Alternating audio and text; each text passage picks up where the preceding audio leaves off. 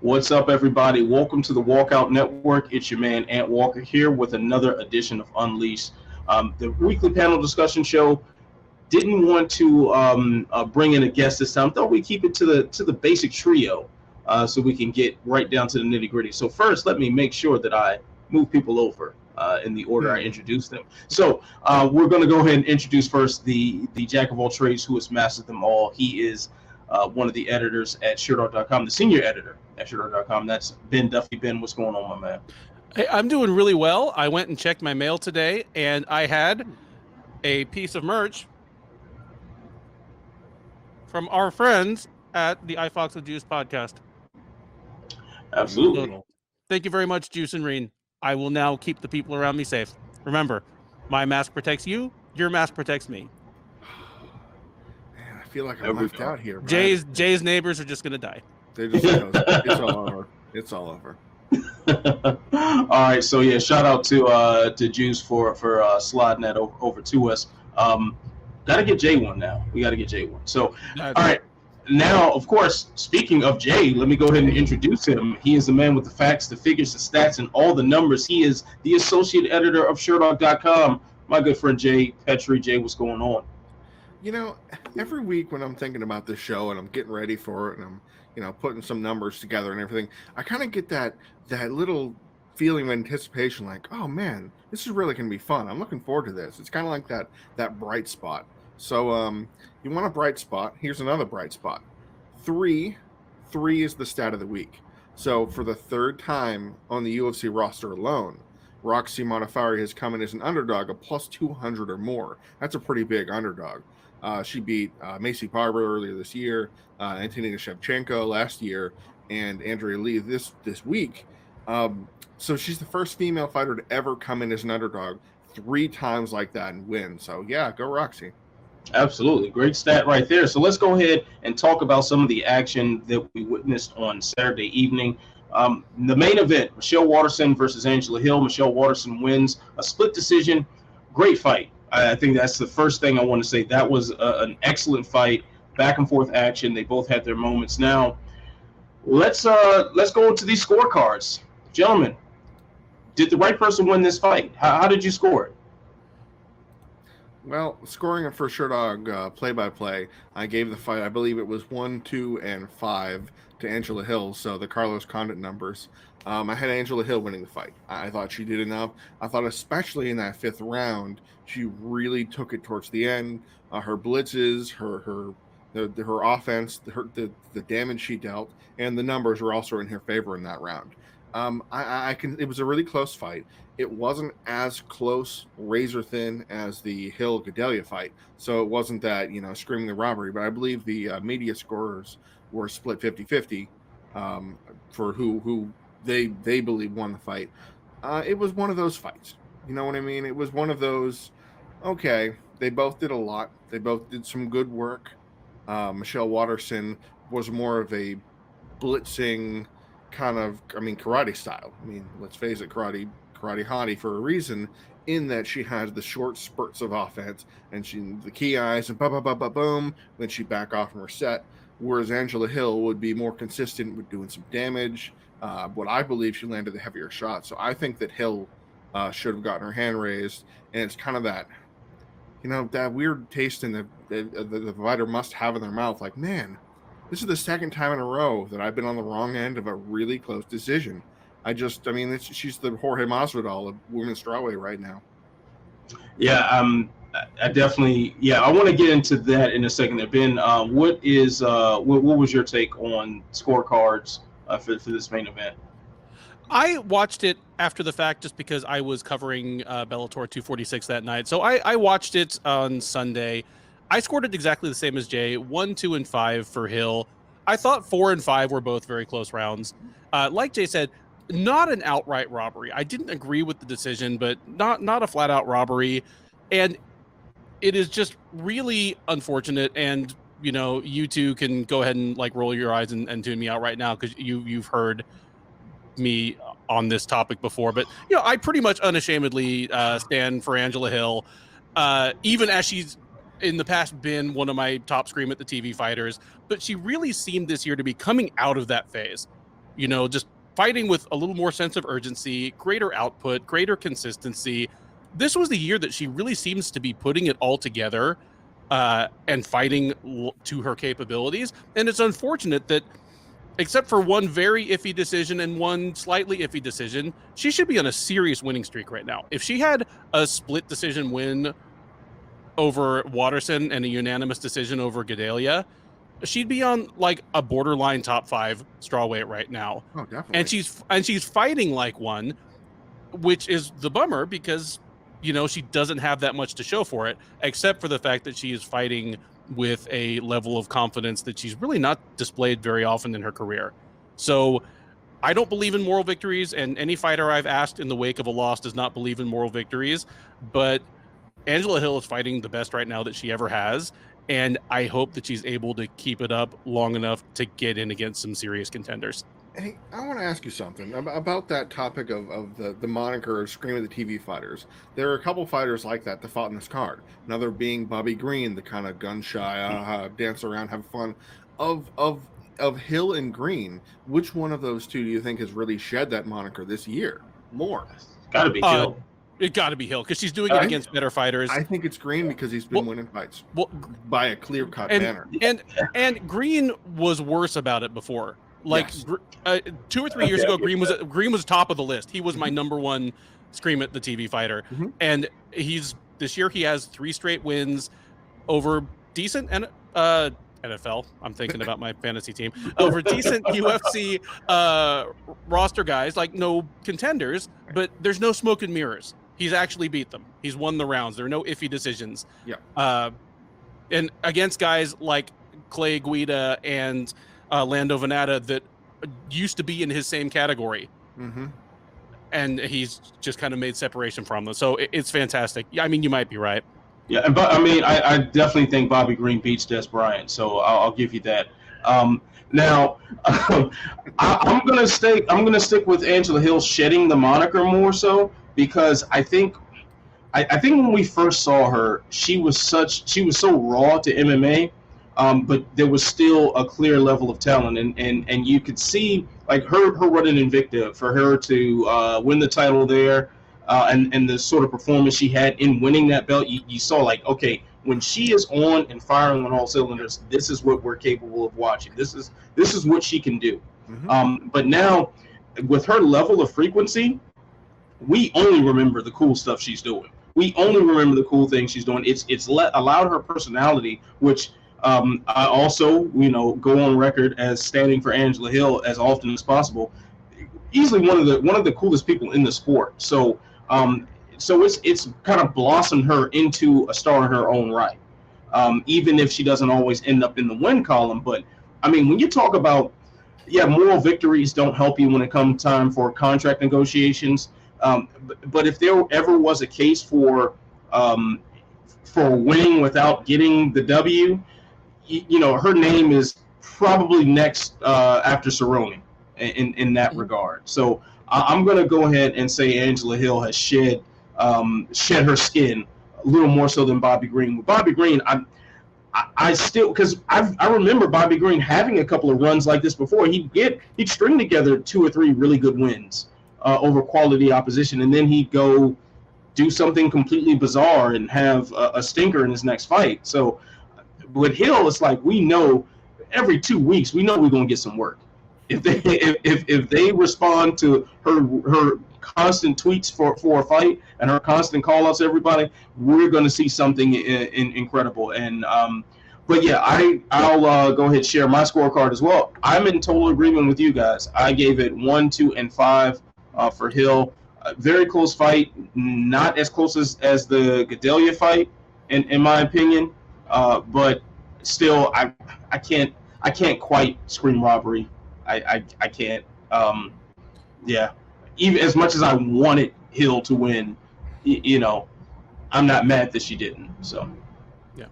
There's that. Now, fellas. I guess the next question. And we'll start with Michelle Waterson. Let's give a little shine to the person who actually won this fight and got the hand raised at the end. What's next for her? Where do you see Michelle Waterson going after this point? She had been on a 2-fight skid before this, so I mean, I'd be slow to hand her like up into the top 5 or 6 fighters. Like, I don't want to see her fight Tatiana Suarez. For one thing, you know, nickname aside, she's at her best when she can get her wrestling going on. And if your best chance to beat Tatiana Suarez is to take her down, that's not a good look. I like some. I mean, she's fought so many of the people that are kind of around her down there, like, you know, Tisha Torres. Marina Rodriguez would be fine with me, you know, just someone down around the 8 through 12, you know, spots, 8 through 15 spots at strawweight. That's kind of in the same boat as her. There's plenty they can do with her, limited only by whether they don't want to rematch her against someone. But I mean, the Torres fight was a long time ago. Was it even in the UFC or was it in Invicta? End of 2017. Yeah, I can barely remember this March. That feels like a long time ago. Yeah. Oh, it was ages ago. And for these fighters' development, it is ages ago. Because Torres has been on a 4-fight losing streak since then, and then finally turned it around. Yeah, I mean, even considering her trajectory, like I'm not even sure that Tisha Torres should be fighting someone that's ranked right now. It's so funny you mentioned that, because I actually think that Tisha Torres should be the next opponent for Angela Hill. I think that's the way they should go. I think that would be a way to do it, because Hill, whether we like it or not, it's on a losing streak, and Tisha Torres just ended one. Now Torres already fought Waterson, but if I had to think of somebody to fight Waterson, actually I would think of somebody that just did to Angela Hill what she did to her. Have her fight Claudia Gadelha for the split decision winner title. I don't know if Claudia has a fight booked. Claudia has a date. Oh, she does? Yeah. She's fighting Yan Xiaonan. That's right. Yeah, Yan Xiaonan in October, I think. November. God, November. No way. Yeah. That's too bad.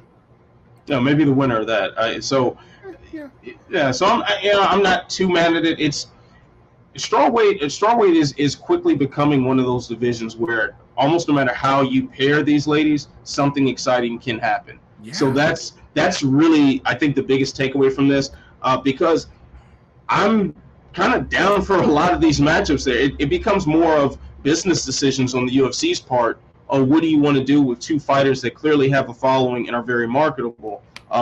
Do you give them someone that you expect them to beat and kind of keep the gravy train going, or do you provide a tougher challenge that could make or break someone's trajectory? So I think it's just going to be a matter of what the UFC is deciding to do from a business standpoint, as opposed to what's going to make the most competitive sense, because a lot of things make sense here. Also, too, moving pieces. I mean, now we just got reports that Rose Namajunas, it looks like she's going to be next in line for Weili Zhang. So there's movement in the title picture. Of course, that's going to trickle down to the top contenders, and Michelle Waterson is kind of barely on the edge of that. So by trickle down effect, something's going to happen. Dude, Rose Namajunas and Weili Zhang. I don't even smoke, and I need to smoke a cigarette right now. Like that is fucking fire right there. I love everything about that. So yeah. I'm so hyped up for that one. But fellas, let's go ahead and switch direction here, because we do have something kind of strange to talk about on this card, and we might as well use this for our swing or miss category. I'm going to start with you, Ben. Ed Herman-Mike Rodriguez, is this the robbery of the year? Are you swinging? Are you missing that one? I'm missing like Mike Rodriguez missed Ed Herman's dick, which is to say it's a matter of opinion. I'm not even sure this is Chris Tognoni's biggest fuck up this month. Because the thing is, yeah, it was a terrible call in the moment, but Tognoni did not tap out Mike Rodriguez. Like, even after that, how did Mike Rodriguez not win this fight 30-26? Whereas his screw up last week, I mean, might just actually take a win straight away from somebody, through zero fault of their own. Like, Rodriguez still had to go out and lose this fight, and he did so admirably. So it's a horrible call, bad robbery. It's on my short list, but I don't think it's the robbery of the year. I think last week's was. especially if it gets overturned to a no contest. That's what would happen. That was what it would take for me to agree that the Pereira Imadaev no tap, if that's overturned, then Tognoni robbed him, almost at gunpoint. But I have a visual, it's in my head, and I just can't shake the Ankalaev Cutelaba stoppage or not stoppage. The head kicks to the block and the Anderson Silva wobble kind of thing. When Kevin McDonald intervened and stopped the fight by TKO after, 38 seconds of just pure electric mayhem. They landed more strikes at the weigh-ins. They almost landed more strikes at the stare down. Yeah. When I don't know how this happened when Cutelaba with Bruce Buffer was announcing the names. You remember Cutelaba walked over into Ankalaev because. How did the commission not see that? Just simmer down. The bell's about to ring. Yeah. Man, I mean, what are you going to do? Kiss him and then have the whole Heath Herring thing go on? What's going to happen? But at this, this really grinded my gears. The non-groin strike, because it wasn't even close.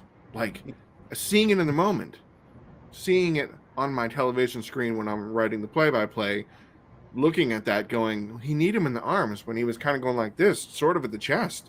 It looked like the knee that Anderson Silva hit on Stephan Bonner. It was up here. It was up here. It was the knock the wind out of you kind of hit him in the solar plexus and the diaphragm, knocked the wind out of him. And even on the replay, because you would have figured maybe benefit of the doubt, the knee came up and then the foot dragged behind or something. Yeah. But it didn't in any way. And then Herman went on to win that darn fight because this is 2020 MMA and throw the book out. I'm sure you're about to weigh in on it. Can I just throw in a side question for you to answer while you're at it? Did Ed Herman do anything wrong? No. Ed Herman did exactly what you're supposed to do. You're supposed to win. So, He did exactly what a veteran. A rookie would do the same thing. Unless you're completely dictated by your pride, you're going to try to get that win. Let's look at the pay structure. If you mean to tell me that if I sit here and hold my dick for the next 5 minutes and make funny faces, that I'm going to get paid double? Yeah, I'm grabbing my dick as we speak because I'm trying to get that check. Now I am too. Go ahead, Jay. You grab yours as well. 3 for 3, boys. A lot of dick being grabbed on the show today. So I really think now, as far as the robbery of the year, I'm going to call it my robbery of the year. As far as Cutelaba, that fight was like, that's Cutelaba's fault. That's because you were too good of an actor. Like, if your acting skills are more on par with some of the direct to Netflix MMA shows that pop up, then okay, the fight you would have had the fight play out the way it was supposed to. So fantastic. Now, as far as the Michelle Pereira fight last week, that in real time looked kind of like a tap. Once it slowed down, didn't quite look like it, but I could understand in real time it looked like a tap. And then on top of that, did it really matter with the way Pereira was beating the living shit out of that young man? That fight was going to end with a Pereira W. So as long as they don't go back and make it a no contest, it is what it is. This, on the other hand, was a knee that you probably should have been more concerned about hitting the head. Turns into now. The thing that I found most amazing about it is Ed Herman was not motioning to his groin to start this. This was totally unprompted by him. He's there clutching his chest. He clearly got struck to the body, and he's trying to catch his breath. And the ref was like, nuts, and he just says nuts. Yep.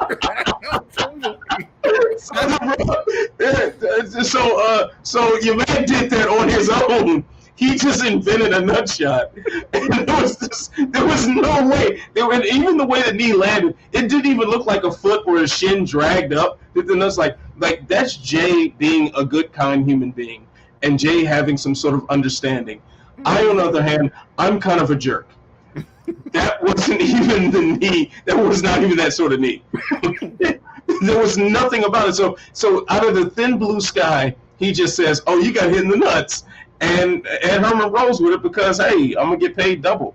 But I think also too for on Rodriguez's side, imagine the adrenaline dump that takes place. Oh my God. Like you've built to this emotional high to get in the cage. You're having success. You land that good shot, you get him down, and you know this is it, and you're trying to pound away. The ref stops it, and I bet you for a split second at least he thought he won that fight. Oh, definitely. That was yelling at the ref. Yeah, that was a TKO stoppage right there in his brain, and then you mean to tell him, I know I didn't hit this guy in the balls. I hit him like I hit him like in his pec, and unless he's like the most unusually built or the most well-hung man in the world. Short fuse. Yeah, your stuff's not flying up that high. Yeah, no. So, if I'm Mike Rodriguez, the mental and emotional roller coaster that you're on, I'm not surprised that he didn't win once all was said and done. I'm not shocked in the least bit that he did not get his hand raised at the end, because what a huge letdown that has to be, and to get your mind back into gear when you know you already won this fight. So, yeah, man, robbery of the year, and quite frankly, one of the worst robberies of all time. I think this is an historic level robbery. This was crazy. I think something that played a small factor into why I didn't go all the way to robbery of the year yet is that the UFC not only treated this as a win, but actually paid Mike Rodriguez his win money. So at least it's the Ross Pearson, Diego Sanchez effect, where you're like, yeah, we know this is nonsense. And was it Tyson Chartier is like, yeah, we're suing kind of situation right now. Yeah, it was the kind of bad where when I'm writing a play-by-play, I'm straight up, I'll drop in references, but it's such a busy flow that I'm banging away at it. And this threw me off. It derailed me for a second. I think in the very beginning of the third round, I said, Herman comes out of his corner in a fight that he shouldn't be fighting in anymore, when so-and-so, just that. So this may, when it's all said and done at the end of the year, I may swing back around and go, yeah, this was pure nonsense. Yeah, I mean, that's a good point too, as you bring up about the pay. Now the real key to this is whether or not, when it comes time for Mike Rodriguez to negotiate a new contract, will the UFC remember, oh yeah, this is really a win? That is going to be the true test on whether or not this is a robbery. So we will see. Time will tell. So now let's move on to another segment, and I'm going to give you two options. They might both suck, but hey, deal with it. Choose or perish is what we're calling it. So which guy on the 3-fight win streak should get matched up against the top 15 opponent next? Are we talking about the aforementioned short fuse, Ed Herman, or are we talking about the also aforementioned Bobby Green? Jay, I'll start with you. This is really difficult because, on its face, you go, obviously Bobby Green, younger, blah, blah, blah. But this is Ed Herman fighting a light heavyweight now. This is a division that has a lot less depth than a Bobby Green, who could fight 6 more guys before he gets a crack. He'd run into the Francisco Trinaldo rematch. There's all kinds of names that he could run into before getting that top 15 shot. So weirdly enough, if he does not retire, which is a very distinct possibility, because who the heck wouldn't go out on a 3-fight win streak, which I believe would be Ed Herman's first 3-fight win streak since, I don't know, about 2012 or so. So, I'm going to go Ed Herman. I'm going to go, he could fight somebody next that he shouldn't probably be fighting, but it's going to look funny and it'll make a little sense, like a Shogun Rua, who's number 14, after the Paul Craig fight, which they're doing that rematch. Maybe the losing fighter of Johnny Walker, Ryan Spann, even somebody in the Ankalaev Kutalaba mess. That oddly enough seems better than having Bobby Green fight Gregor Gillespie or Islam Makhachev or Benny Dariush or, Drew Dober is busy with Diego Fajeda. So, yeah, I'm going to go with Ed Herman. Ben, what say you? As weird as it sounds, I kind of agree with Jay. Green is just in a division where it doesn't matter who you are. A three-fight win streak just doesn't get you a top 15 opponent. Unless you're a former champion. Unless you're a former champ, which Bobby Green is not. Bobby Green is a longtime head case finally coming into his own. Ed Herman, I mean, nobody wins if I have to watch Ed Herman get shellacked by Shogun Rua for 5 minutes only to like guillotine him late once he's exhausted. Like nobody wants to see that. You know, that's the MMA equivalent of like walking in on your parents doing the deed. I don't need it, but it's a more just outcome in the universe than, you know, Bobby Green taking on Beneil Dariush, who by all rights should be like on the doorstep of title contention. So, yeah, give me Ed Herman if he wants to keep fighting. You know, at the sake of making for a very boring show, I agree with you guys. I mean, Ed Herman straight up did not win his fight. Like, he didn't win this fight, but light heavyweight, especially now, in a world without John Jones, with a lot more possibilities for matchups and contenders we don't really know a whole lot about that need bodies to beat up on, throw Ed Herman as one of those bodies to beat up on. Hey, Roman Delides, the giant Georgian Jack dude that finally made his debut a couple weeks ago. Great test for him. Yeah. I mean, you know, fighting, you know, the winner or the winner of Shogun and Paul Craig rematch, that makes a lot of sense to me. I could see a world where, you know, Nikita Krylov is fighting Ed Herman. Like, a rematch. Didn't they already fight once? Yeah, they did. He got head kicked. Yeah. So thank you. Yeah. So there's a world where this makes sense. And Bobby Green is unfortunately for him, and despite his success, he's in the division where it just doesn't matter how many wins. Tony Ferguson won 12 fights consecutively. And although there were some extenuating circumstances that prevented him from having his undisputed title shot, he never got one. So Bobby Green winning 3 in a row, it's cool. It's good. But not necessarily top 15 in the division as stacked as lightweight. But also one big advantage of lightweight, you mix and match them however you want. Bobby Green on his best day makes it exciting with anybody. So there's a lot to be had for Bobby Green having a top 15 fight, but Ed Herman in some weird way seems to make more sense in that position. So wow, what the hell are we talking about right now? So let's go ahead and move along here. Ottman Azaitar had a fantastic showing against Kamal Worthy on Saturday. Incredible knockout. Very, very early in the first round that he got his hand raised there. So with his record standing at 13-0, we've got Alexander Romanov at 12-0 as well. Chimaev, much less experience, getting a much bigger push from the UFC. Gentlemen, why is that the case? You know, the UFC, it seems like their marketing push, their developmental ability to build a fighter is broken. It's stuck. It stopped moving where it is because the UFC saw Chimaev and thought the next Khabib, who, by the way, was not built to be a star. By the way he performed, by the fights he had, sure, he was dominant and he didn't lose a round until he fought Conor, but it wasn't always an aesthetically pleasing pay-per-view selling style until he fought Conor McGregor and then Dustin Poirier afterwards. So the UFC saw this and went, hey, we got another guy like him. And that's a weird thing to me, that the UFC has historically, this is not a new thing, by the way, been stuck on the next so-and-so. How, and I think I've actually said this on this show, how many fighters have been billed as the next Anderson Silva? Why? I'm so confused by that idea. Khamzat Chimaev, we had some great performances in Brave Combat Federation over in Europe to come over at 6-0 and had dominated 2, guys with a combined 1 win in 6 fights.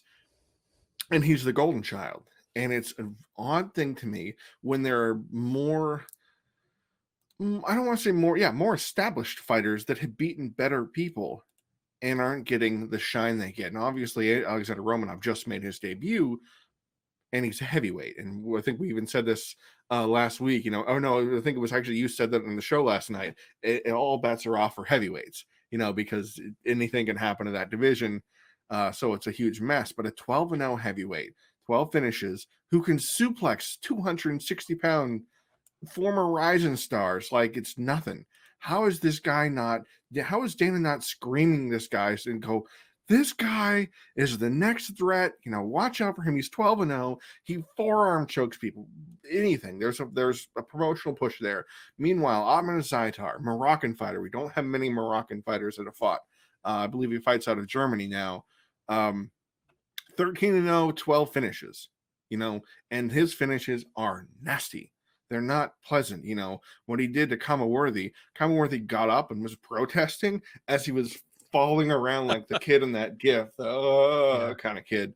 And then he smoked Timu Pakalin too.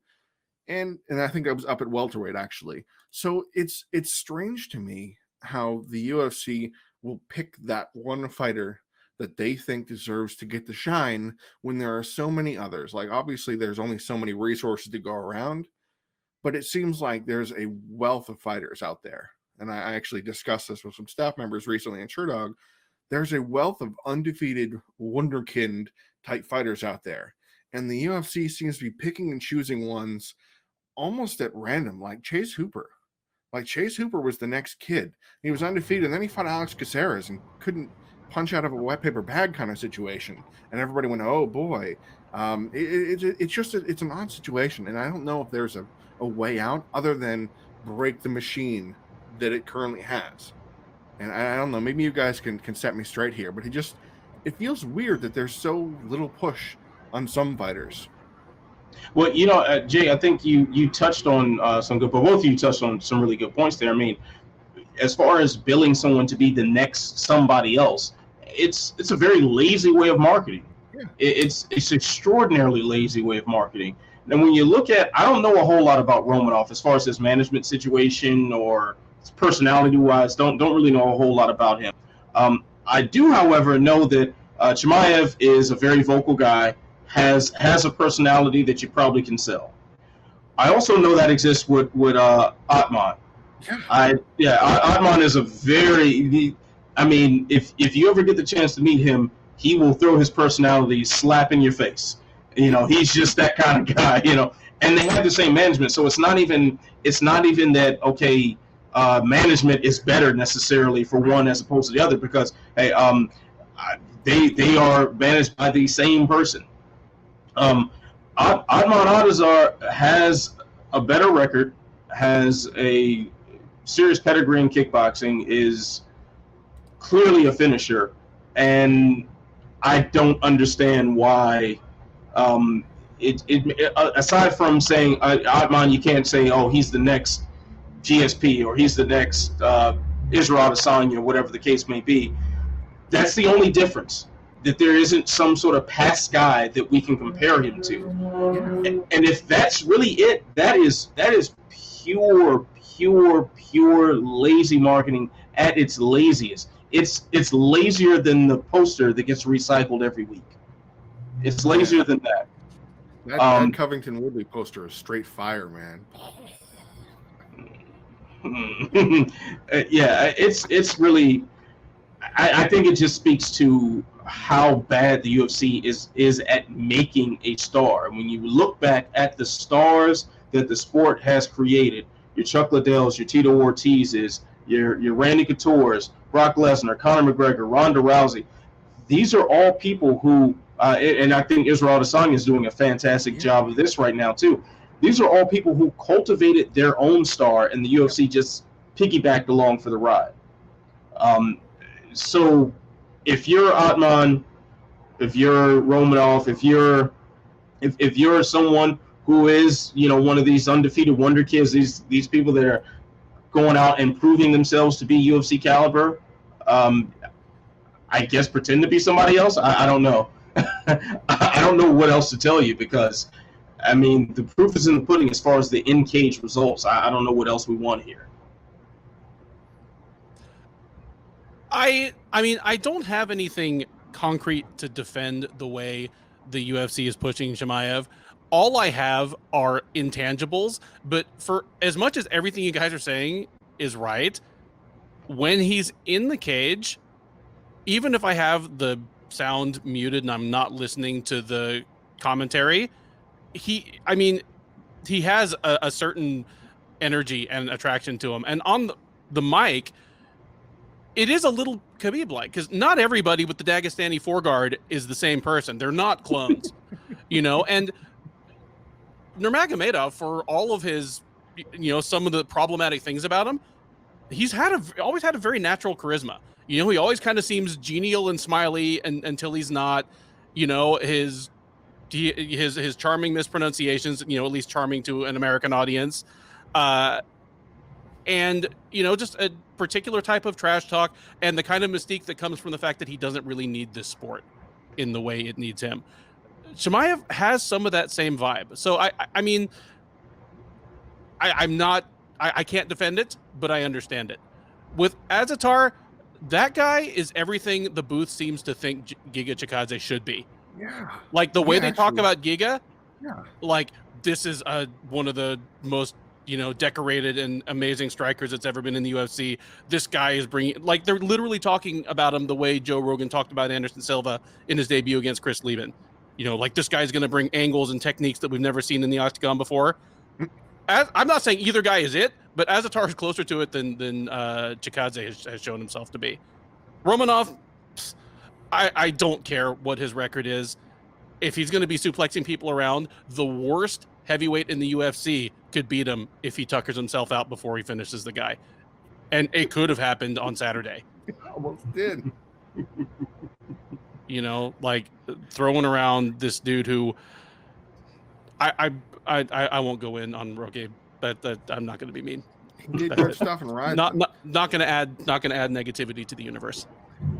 It almost feels like forgive the analogy, but a pop star, like a Britney Spears type of person, versus a Disney created pop star, like that they're supposed to be. The Disney, when Disney made bands and Disney made pop artists and tried to push them that way, it just feels so artificial. I guess you guys are missing that one. It's okay. I'm sure I can make a hip hop analogy. Think of the Monkees versus the Beatles, an artificially created. I don't think you're helping Ant here. Yeah, like we're still. Hey, the Beatles. Okay. Here we go. The band, Diddy's the band versus Wu-Tang.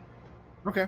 All right, Mob Deep or something. Okay, I'm down with that because it's the artificially created. Yep. We know this is going to do it, and it doesn't feel genuine to me.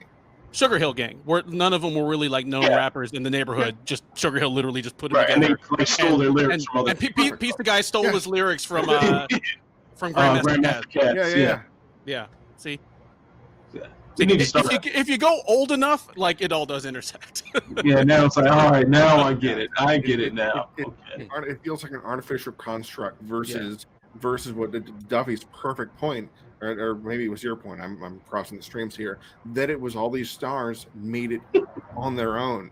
That that Ronda and Jones or whatever were stars because of what they did, and not because of what the UFC pushed them to be.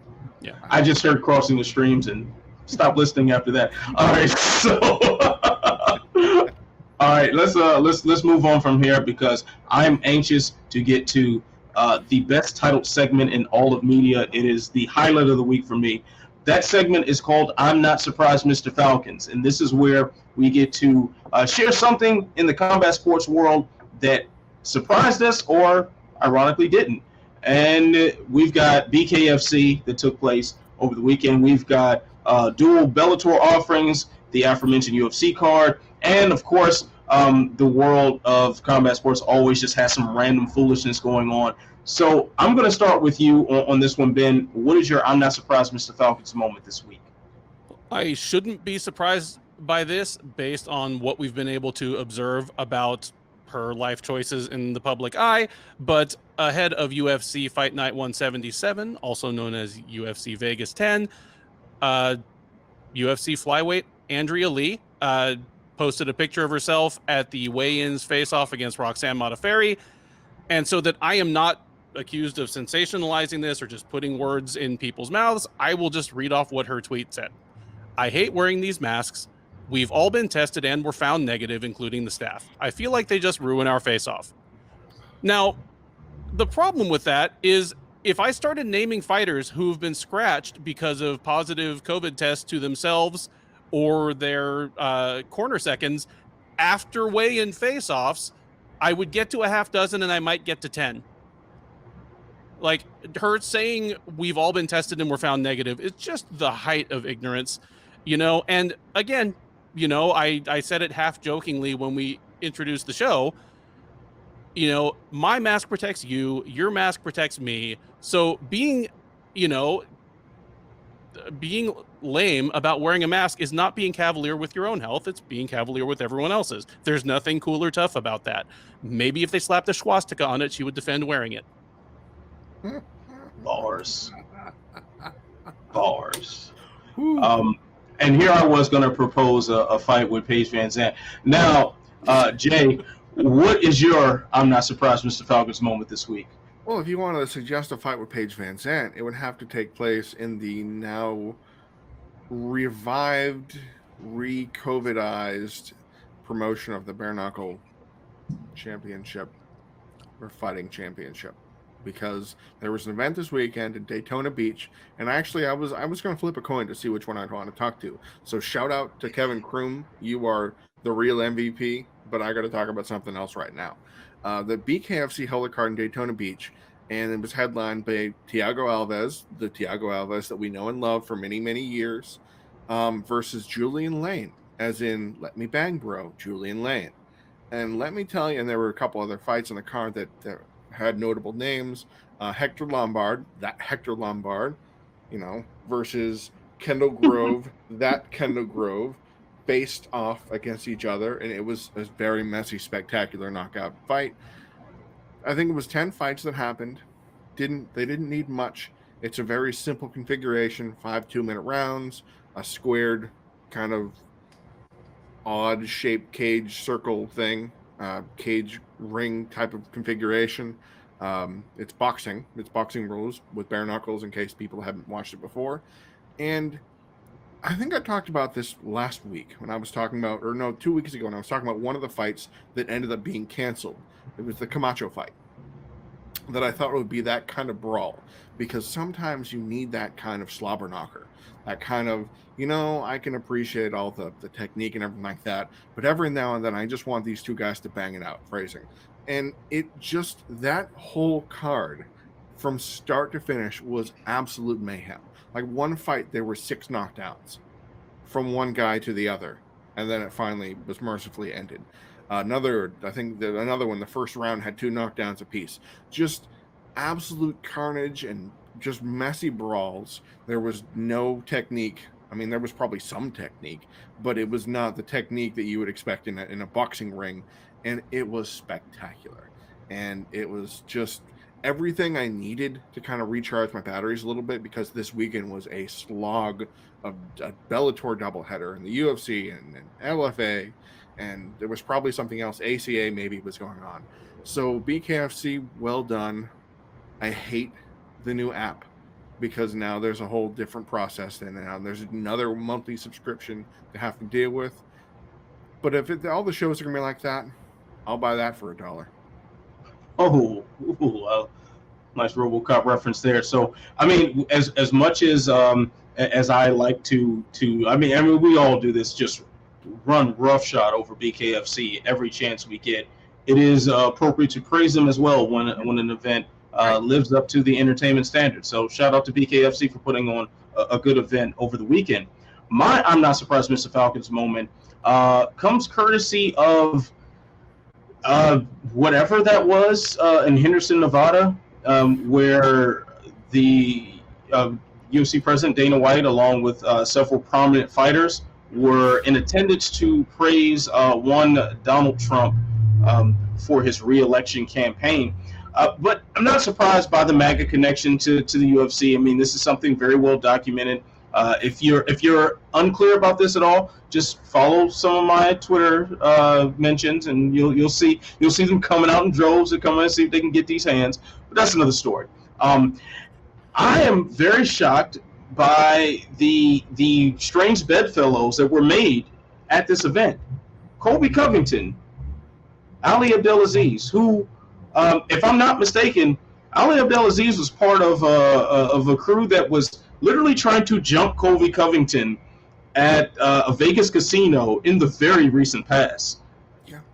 And now here they are sitting fairly close proximity, like it's all good. If I'm not mistaken, I think Ali was like trying to fight Colby at an event that I worked at, a UFC event, and it was like commotion pressure, or maybe that was Nate Diaz. I don't know.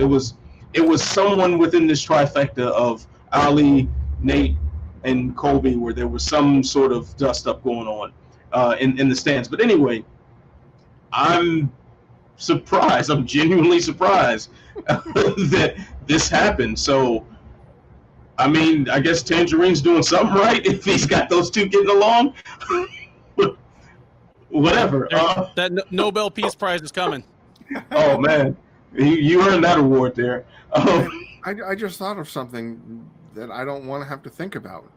I saw pictures. I saw all the pictures, and there was video, and this is not my creation. By the way, random Twitter people that think I'm a political person, whatever. Easy there, Tigers. They were all standing around hanging out.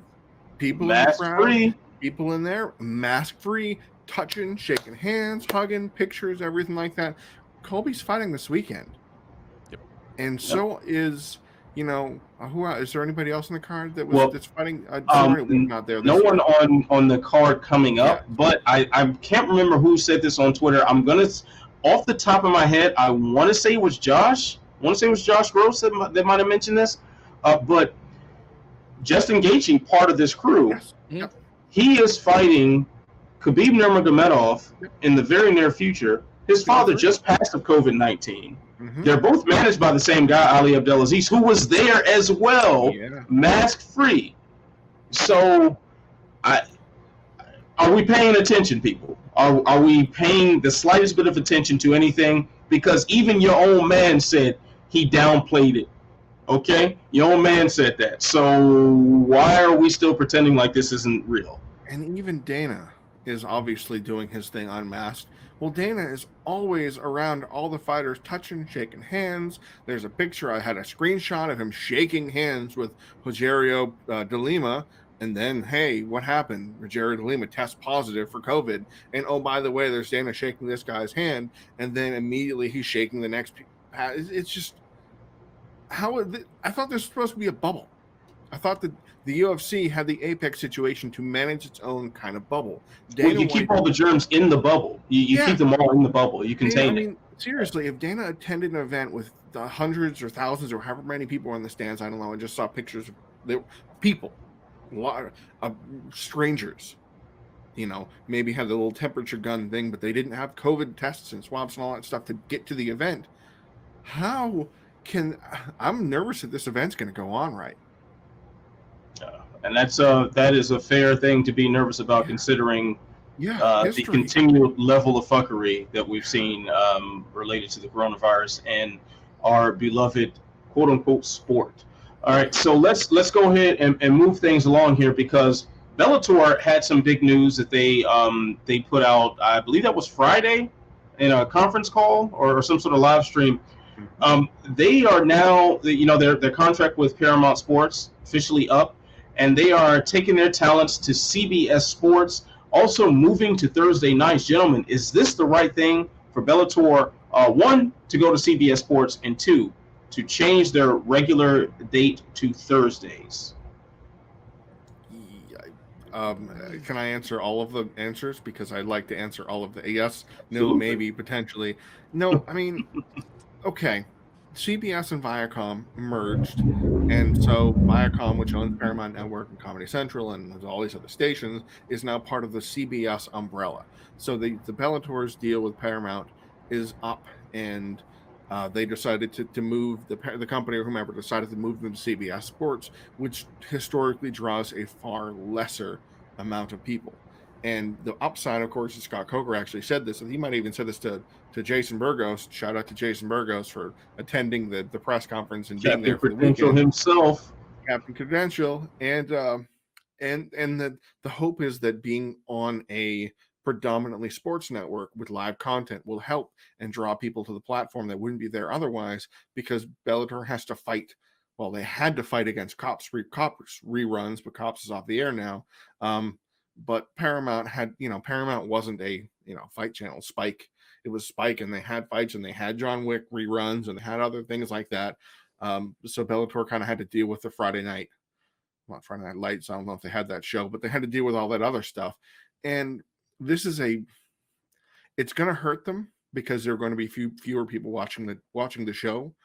Just from a metric standpoint, CBS Sports doesn't draw numbers to speak of, and Paramount does, Spike does. I mean, it's possibly part of the fact that it's on more cable packages, that CBS Sports is sometimes locked behind that little regional sports package where you get Fox Sports and you get a couple other shows like that. So I think we're going to find out real quick when the numbers are like in the 100,000s, and they're going to go, oh boy. And Jed Goodman on Twitter is going to go, yeah, that stings. And Thursday night, that is a very, first of all, it kind of actually the first thing I thought, I laughed because PFL totally surrendered its spot, because PFL gave up this year, and Bellator said, we'll take Thursday night instead, because Professional Fighters League, which always ran on Thursdays, is off until ?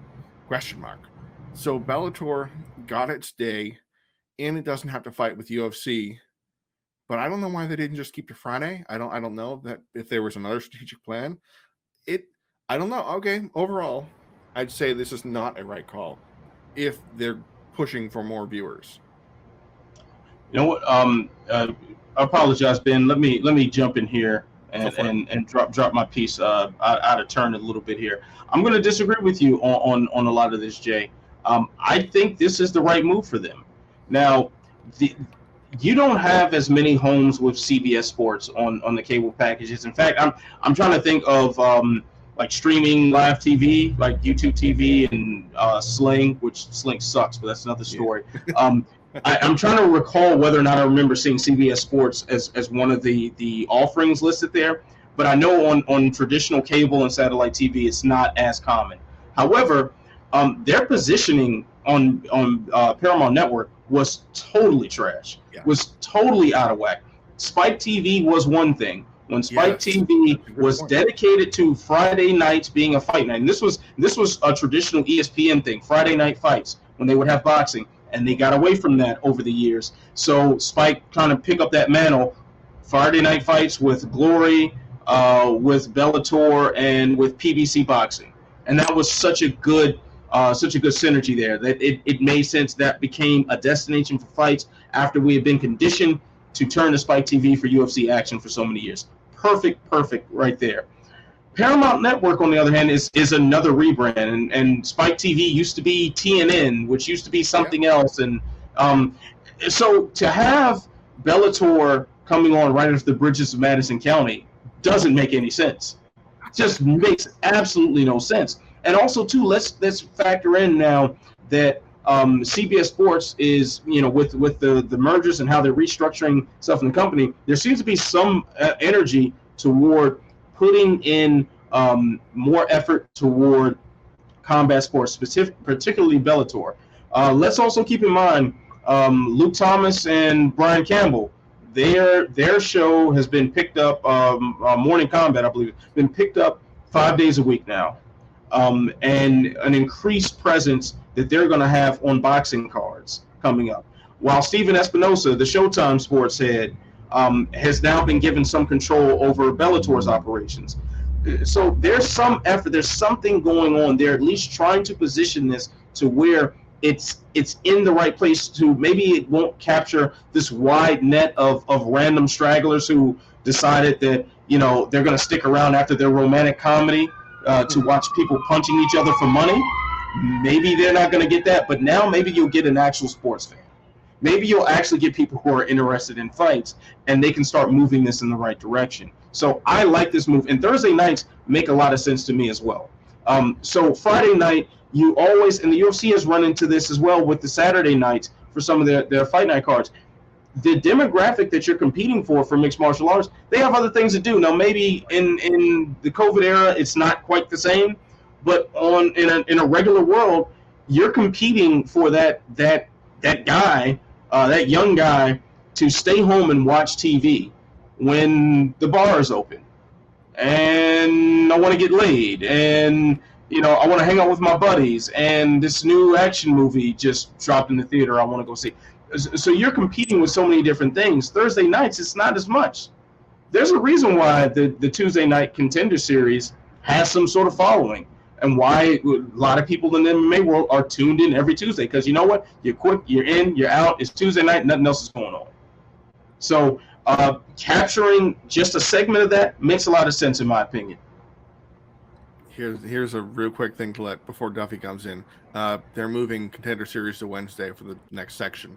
Okay, well, that's fine. Wednesday's another day. Ain't nothing going on Wednesday. What you doing on Wednesday? My day off. That's your day off. You ain't got shit to do but watch Contender Series now. But you were watching it when you're working, so maybe you're going to skip it now. I don't know. Yeah, that's right. You lost a viewer, Dana. All right, Ben. I'm sorry, man. Sorry to rain on your parade, but the floor is yours now, my man. You're fine, because I don't have much to say about it anyway. I feel pretty neutrally.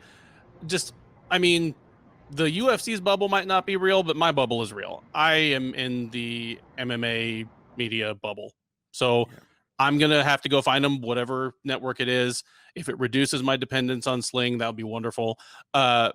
And anything that spreads out the product over different nights is generally a good thing for me. I'm always a fan of weeknight MMA. I'm not a fan of things that make me choose what I get to watch on Saturday night.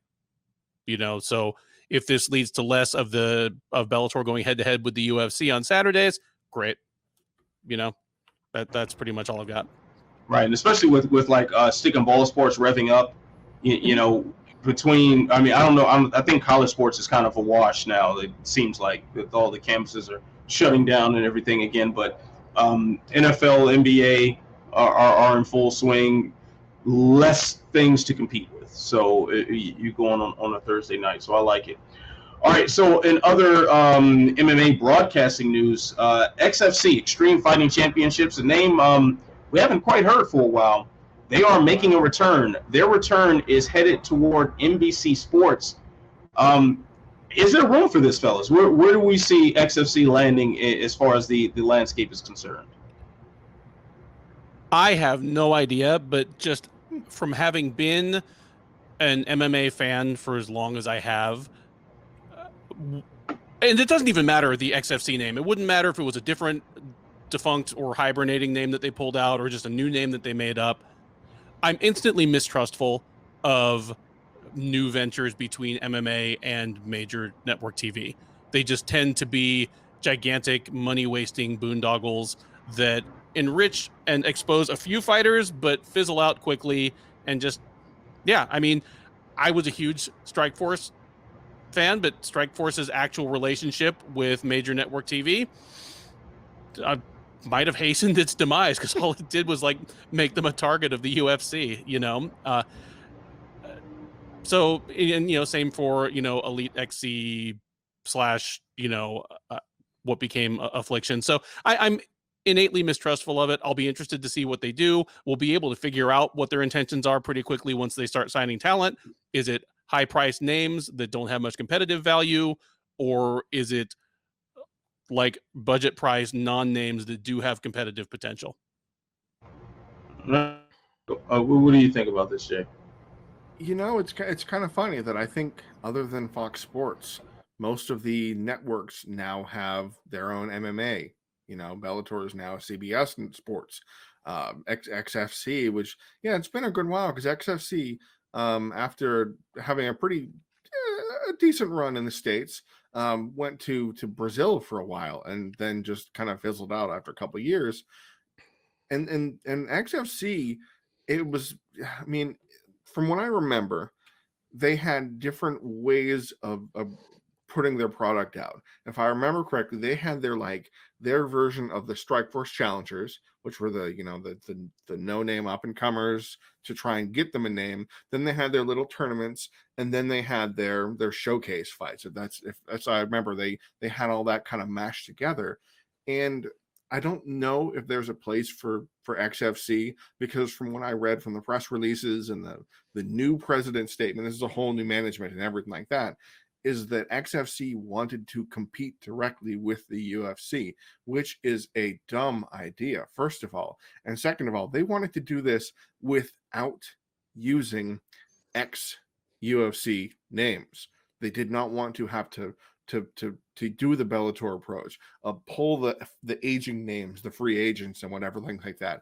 They wanted to compete using, I don't know, whoever else is out there, like maybe Jorge Santiago. Like, I don't know what they have for options, but it really sounds to me like another misguided attempt to make the PFL how they want to make it. Because PFL is an organization that is really on the ropes right now because they try to do something unusual, and there are a lot of questions about it. And where is these millions of dollars coming from for investment, as their ESPN numbers aren't looking good and their viewership numbers aren't looking good? So how are people dumping $90 million into it? XFC could be their next venture. So I am so excited for the next 3 years of XFC before it does whatever it does again. You're muted, pal. Yeah, there we go. Yeah, I'm quite honestly just not sure what to think of this. I'm like Ben said, I'm always skeptical of new MMA ventures simply because we've seen so many fail, and to come right out the gate with a major network tie-in, we haven't really seen that succeed. That's if I'm remembering correctly, wasn't Titan FC? Didn't that used to be on CBS Sports at one point in time? Yeah, so so this seems like maybe a fast trip to Fight Pass. Maybe I don't know. That probably seems like the best case scenario. If they are going to be so hard nosed about the talent that they take in, and they're going to try to avoid ex UFC talent. I understand that. I get it. But you can't do that in this climate. The UFC is running way too many shows. They have so many fighters cycling in and out. Also, let's keep in mind the cuts that have happened since the Contender Series has really become a thing, and they're just signing people. So expect some of the more established UFC veterans to be pushed out the door for cheaper talent. It's going to be way too many ex-UFC guys out there to claim up that might get someone to look at your TV screen every so often. So you're going to have to bite the bullet. You're going to have to do something as far as that talent is concerned. So I don't know how long they intend on lasting with that strategy. I'll say NBC Sports, at least they showed some level of dedication to PFL before they changed home. So there could be a level of sincerity there from the network partner. But if there's anything in the sports world more mismanaged than a new MMA venture, I haven't come across it yet. So that's kind of what it is, fellas. But let's go on now to the speed bag as we wind down here. So you fellas will have 10 seconds to answer these three questions. Oh, I got to set up the clock first. So there it is. Get the clock going. And there it is. All right.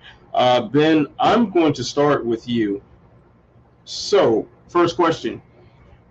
Give me just a brief Jon Fitch's career. Just briefly sum up what you think when you hear that. One of the very greatest welterweights of his era, one of the best of all time to this point, and underratedly cool guy to talk to. Had a chance to talk to him a couple times. Good guy. All right, so I'll start. We're gonna I'll let you go a little over time because it is Jon Fitch. He is a legend of the sport. So we'll go and give him his respect. Jay, you get 10 seconds. Jon Fitch's career. Embrace the grind. All right, Goldie. So Now, Jay, I'm going to start with you on the next question. If he comes back, who should welcome Nick Diaz back to the UFC? Oh, man, really? Do we have to? Robbie Lawler. Fine, screw it. Let's get it over with. Good one there. Ben. Jon Fitch. Just make him regret it. All right. He has to be so upset. He'd be so mad. Taking down 3 rounds and going, why can't I? Oh, man. I'm in. All right. Now, the third question. This one is going to be for you, Ben, to start. Can Chimaev hype train make it through Gerald Meerschaert this weekend? It can. I mean, Meerschaert is a slow guy of hand and foot. Even by middleweight standards, he can be blitzed. But this is a dangerous matchup for Chimaev. All right. Jay, 10 seconds. Does the Chimaev hype train survive Gerald Meerschaert this weekend? I don't think so. I think not only is Meerschaert bigger and craftier, but he's so much more threatening. And even if Chimaev wins, he won't come out unscathed. All right. So I'm going to go ahead, switch the clock over to me for 30 seconds, and I will answer all 3 questions. The clock will start as soon as I'm finished reading the first question. So in 10 seconds, how will I remember Jon Fitch's career? I mean, definitely a legend of the sport. I just certainly hope that he retires from Twitter. Now, as far as Nick Diaz coming back to the UFC, bring back Paul Daly to the UFC. I'd love to see those two go at it again. Why not? Why not? It means absolutely nothing. It'll be fun. The Chimaev hype train, it might make it through Gerald Meerschaert, but it's going to be some bumps and bruises. I don't know about this Damian Maia booking coming up soon either. So, all right, there we go. So now let's go ahead and move into our final topic for the evening. UFC is going strong. Of course, this Saturday, Colby Covington and Tyron Woodley will finally fight one another. Did the UFC miss an opportunity here to hype up something that could have been much bigger? Yes, but I'm almost glad they did.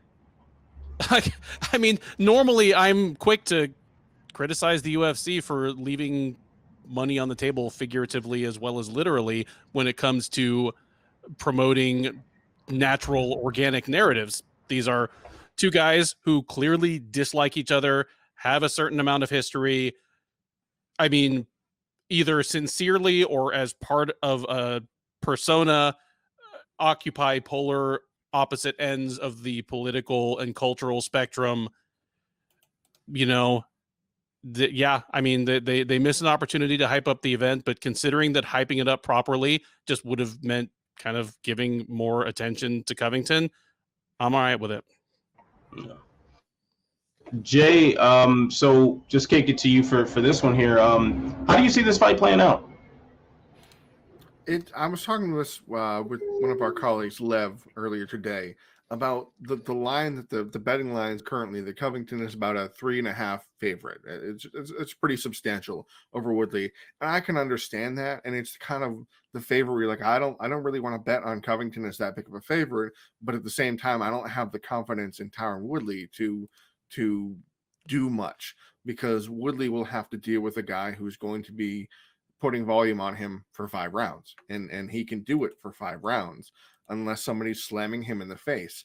I honestly and truly think that Woodley's best chance of victory is with a quicker knockout, like what he did to Robbie Lawler. I think that is a bigger path to victory than trying to out-wrestle Covington, because he can do that for a round and a half, but Covington has shown us that he has the cardio where Woodley can stuff takedowns from Damian Maia all fight and kind of dance with Wonderboy Thompson for 25 minutes. But I don't know if he has the gas tank to go 5 hard rounds with a guy with Covington's style. And that's the kind of the thing that Covington's, his pressure, his pace, and his volume makes guys wilt. And we've seen that over the years, like what he did to Dos Anjos. was a very interesting thing because it just couldn't keep up with that, just couldn't handle that, the constant forward movement, and it's going to really frustrate Woodley. So I think that Woodley can, I think it's either going to be an unlikely first round knockout for Woodley, or it's going to be a frustrating quasi grinding affair as Covington does enough to win, and maybe he outlands him by 100 strikes, but we don't feel like he did, and we don't really feel like anybody's stock went up afterwards. Interesting take. So maybe I should have phrased it differently, and I'll do that this time with you, Ben. Covington, Woodley, who you got? I've got Covington, and honestly, even if they'd made this matchup at its peak of freshness, like about 2 years ago, a couple months after Covington beat RDA for the interim title, I might have favored Covington even then. I think he, especially back then, was such a lightning rod as kind of this asshole troll that it caused some people to underestimate his quality as a fighter. I might have slightly favored him even 2 years ago. I heavily favor him now. And it, like Jay said, it's probably not going to be super pretty to look at. It'll probably look like a junior version of the Usman Woodley fight, I think. I'm curious if there's one really clear chance that I think that Woodley may have to change things early is with his leg kicks, because he can do some serious damage with those leg kicks. Can that be the difference maker? I don't know, Adonis, what do you think? Can Tyron Woodley stifle Colby Covington with his leg kicks? What do you think, pal? So Adonis is very concerned about what's going to happen Saturday. So I think Adonis shares my leanings socially, politically, and whatnot. There is not a world in which I want to see Colby Covington defeat Tyron Woodley. That just, no thank you. Unfortunately, I think that's exactly what's going to happen. You have right now, we're questioning, it wasn't that long ago when he lost to Gilbert Burns, and we were questioning what Woodley had left in the tank. You know, Burns and Usman took very similar approaches to Woodley, and they just swarmed him. They kept him on the back foot, and he never got a chance to let that huge bomb off. He never got a chance to really get any sort of rhythm going. There was literally nothing it seemed like he could do successfully. Colby Covington is that fighter to do that exact thing, and probably, I mean, arguably would do it better than Usman did. So you're talking about true volume, true just constantly in your face pressure. There's not many people that do it better than Colby Covington, and there are not many fighters that it works better against than Tyron Woodley. You even think back to his losses to Rory McDonald and Jake Shields. That I thought of, yes. Yeah, where they just stayed in his face the whole time, and it was very difficult for Woodley to get any real offense on. Now, the one thing that we can hope for, at least if you're a Tyron Woodley fan, is maybe the dislike for one another does what it did for the Usman fight, where it's largely a stand-up battle that takes a lot of the wrestling pressure out of the equation, and it's just two people who don't like each other trying to break each other's faces. In that sort of battle, I would favor Woodley at least for the first few rounds, because obviously he hits a lot harder than Covington, but also he's a much better technical boxer than Colby Covington. Tyron Woodley has a lot of respect, at least in the Los Angeles boxing community, for what he does with his hands and the work he's put in going to Wild Card and a few other prominent gyms. So we can hope for that. And that would probably be the best thing for Woodley. But just from what I've seen of Covington in his past several fights and what we've seen of Woodley in his past several fights, it just doesn't look good. It just doesn't look good. And if Woodley is 50 to 40 forward or something there, I might actually shed tears. I might literally cry, and it will be a sad, sad day in the Walker household. Let's put it that way. If Woodley loses and he's on a 3-fight losing streak, does he hang it up? He's 38 now. I think so. I mean, if the thing is, if he stuck around, it would be solely for money, which is always a troubling thing. You know, he was on record not too long ago saying that. Oh, this boy just kicked my headphones off. Saying that he thought, I mean, he blew through a lot of the money that he made as champion. Mm-hmm. You know, and that's not a good look when you're on the backside of your career. He fortunately does have other avenues for money. He's got you know, he's done some acting roles, and he's got his TMZ gig, and he's got a couple things going for him on that end. And you know, I guess somebody's going to buy his rap albums, but. Somebody bought Tivo's rap album, so there's somebody out there for everybody. Yeah, I'll put it this way. I'm going to steal a point from the homie Matt Wells, my colleague at Body Lock, and someone who's guested on our panel quite a few times. If the old Woodley, if a motivated Tyron Woodley doesn't show up to fight Colby Covington, then it's time to hang it up. If there's one person on the entire UFC roster that should be able to get Woodley to get back on his game, it's the guy that he and many others strongly dislike. So I certainly hope that motivates him. Otherwise, it will be a sad day in the Walker household, and Adonis will be very sad. So, all right, fellas. Now, before we wrap things up, quickly, give me one fight on this card that you are looking forward to. Jay, I'll start with you. Johnny Walker versus Ryan Spann is that kind of make or break fight that Duffy was about to pick. And I felt like I needed to scoop it out from underneath him because I didn't have a good backup plan. I didn't think that Cerrone and Nick Diaz was the right one to do. But really, Johnny Walker was that guy. He got that push. He had the spectacular moves. He smoked Khalil Rountree. He destroyed Justin Ledet. He had the flying knee on Misha Cirkunov. And then Corey Anderson, of all people, knocked him out. And then he actually went 3 full rounds, which was an unusual thing for him and what was it, Cirkunov in his last fight? Krylov. Krylov. That's right. I should have known that because he's another glass cannon. So this is the real make or break of Johnny Walker. It's the kind of loss that, I mean, it won't like end his career, but it'd be a 3-fight losing streak. And Ryan Spann is no joke. Superman has done some spectacular things that I have witnessed in his time at Legacy, LFA, Contender Series to get on. I mean, UFC, he's unbeaten for a reason. I mean, his Sam Alvey fight was, you know, kind of here or there. I'm going to take Spann in it, but I'm really curious as to how that's going to pan out. Yeah, definitely one to look forward to, and I'd say even a cautionary tale. Johnny Walker was quite on the superstar rocket ship, and now he's fighting on a card here, and nobody's really talking about him. So very interesting to see how that plays out. Ben, what is one fight that you're really looking forward to on this card? I mean, this card has an embarrassment of riches. This card is loaded. I mean, except for the Silva Barella fight, like pretty much every other fight is. Well, yeah, I mean, but give me Kevin Holland versus Darren Stewart. You know, they're two guys that are really, really good, really, really exciting at their best, and yet both still in danger of just kind of retreating back to the median and becoming just another guy in that division. I expect both guys to be highly motivated, not just to win, but to make a statement.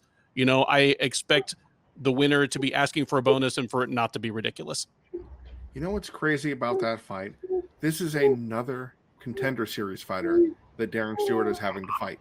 It's as almost his entire run the last 3 years. Patolo, Evan Lewis, Charles Bird, Edmund Shabazi, and Julian Marquez, Carl Roberson have all been Contender Series guys, and Kevin Holland made his way from the Contender Series. They tell these dudes you'll fight for 8 and 8, but there's a dental plan.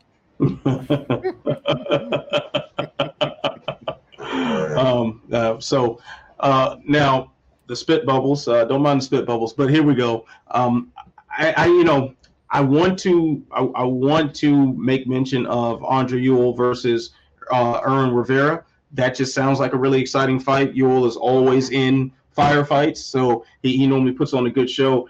But I'm going to go ahead and give the spotlight to a fight that I'm surprised needs a spotlight. Cowboy Cerrone versus Nico Price. is on this card, and nobody is talking about it. When's the last time Cowboy fought and nobody talked about it ahead of time? When's the last time he's been in a surefire action matchup like this one with Nico Price and nobody's talked about it? I find that highly unusual, but I don't think that's going to dull the level of violence that we get to see as a result regardless. So I am looking forward to seeing that fight. I know it's the co-main, and it normally shouldn't get a highlight spot, but no one's talking about this. How crazy is that? So that is going to do it for this edition of Unleashed. Thank you, Jay. Thank you, Ben. Fine work as always. A pleasure working with you two gentlemen every single week. So you got to follow the social media handles right there. Look down. You'll see that. Follow that. And yes, iFox with Juice podcast. Yes, shout out to the homie Juice for the mask. Check out their show as well. One of, bar none, one of the best products in mixed martial arts podcasting. So I highly, highly recommend it. And we'll get Juice and back on the show. And we haven't had Reen on. We'll get her coming up soon. Maybe for next week, because we got pay-per-view action to talk about next week. So we probably should bring some guests in for that. Now, also, like, subscribe, share, tell a friend to tell a friend, tell that friend to tell 10 more friends. So stay beautiful. Stay positive. Make sure your son has a clean diaper, because this one ain't clean. I got to change this. And always stay sexy. I'll see you when I see you. Peace.